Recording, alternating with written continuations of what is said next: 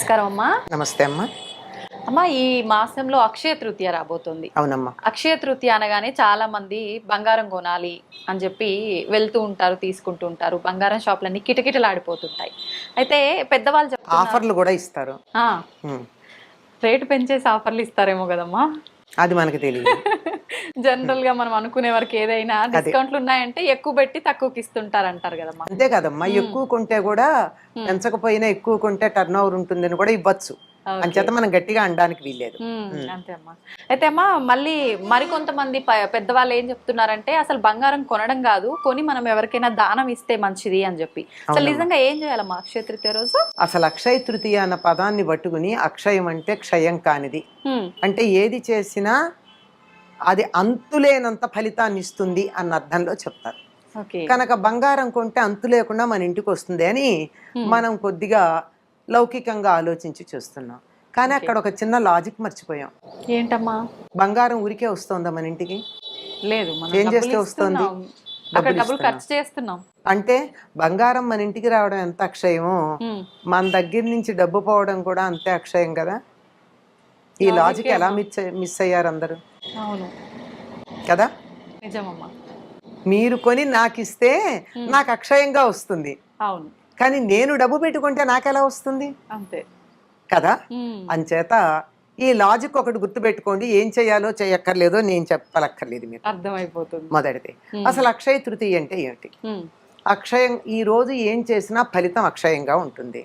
ఫలితం అక్షయంగా ఉంటుంది అంటే నేను చేసిన పనికి నాకు ఇంత పని చేస్తే అక్షయమైన పుణ్యం వచ్చింది అనుకో, ఇంత పని చేస్తే ఇంతే పుణ్యం వస్తుంది. కానీ అక్షయంగా పుణ్యం, ఈ రోజు కాస్త మంచి పని చేస్తే అక్షయంగా పుణ్యం వస్తుంది. అంటే ఏం చేయాలి? నేను పుణ్యం వచ్చే పనులు చేయాలి. అందుకని ఈనాడు ఏం చేయాలని చెప్తారంటే, ఈనాడు ప్రపాదానం చేయమన్నారు. ప్రప అంటే చలివేంద్రం. చలివేంద్రం అంటే ఉచితంగా అందరికీ మంచినీళ్ళు ఇవ్వడం. ఓకే. పూర్వం చలివేంద్రాలు ఉండేవి కదా, పెద్ద కుండలు పెట్టి ఆ కుండ చుట్టూతా బట్ట చుట్టి నీళ్లు చల్లుతూ ఇలా కాడ ఉన్నటువంటి గట్టి దాంట్లో నీళ్లు తీసి అందరికీ ఉచితంగా నీళ్లు ఇచ్చేటటువంటి పద్ధతి. దాన్ని ప్రప అంటారు సంస్కృతంలో. తెలుగులో మనం చలివేంద్రం అంటాం.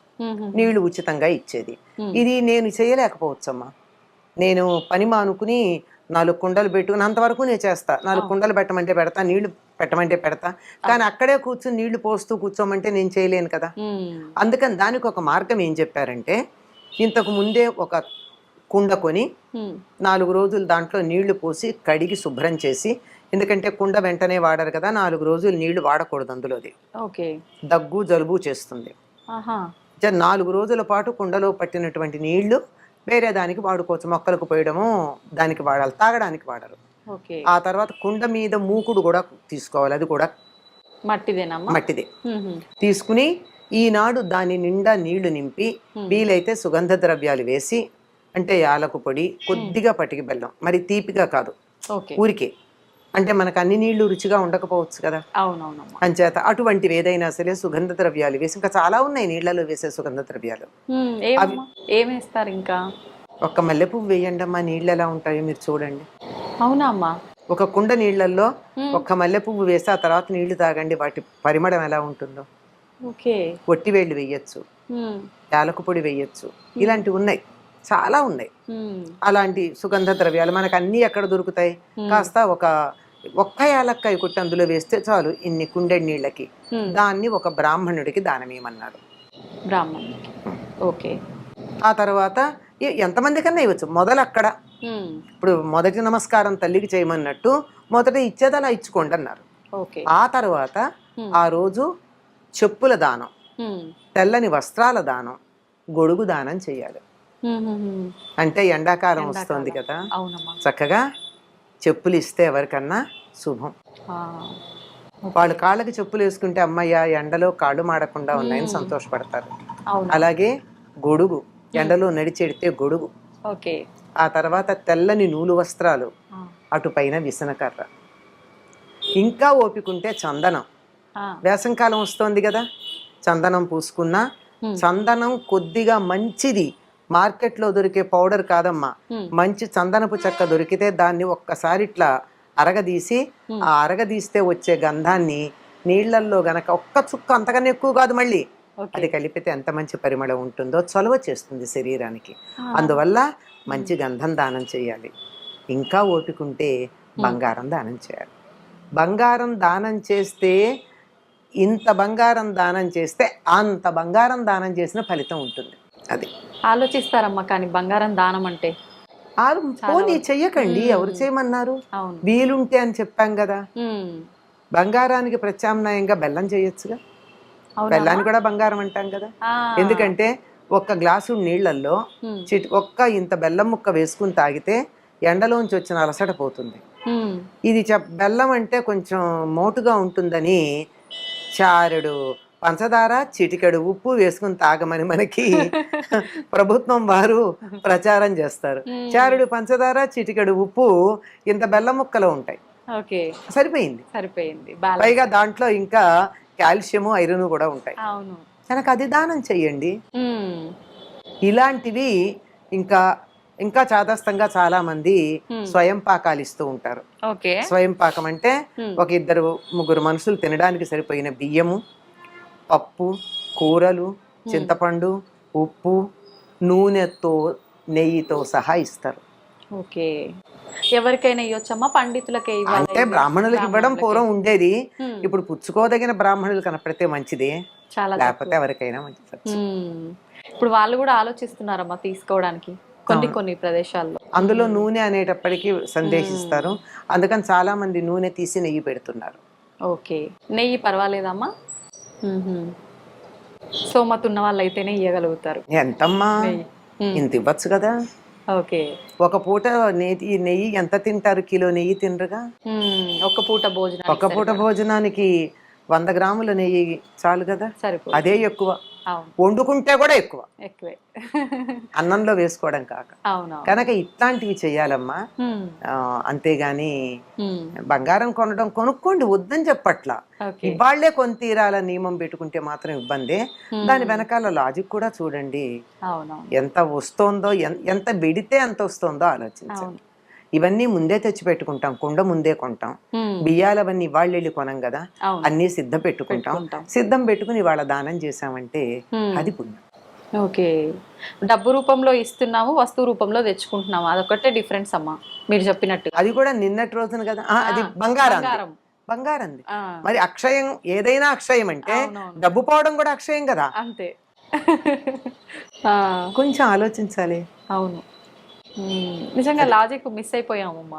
లాజిక్ మిస్ అవుతున్నాం ఎందుకంటే వ్యామోహాల్లో పడ్డాం. అవును, ఆకర్షణలకు లోనైపోయాం.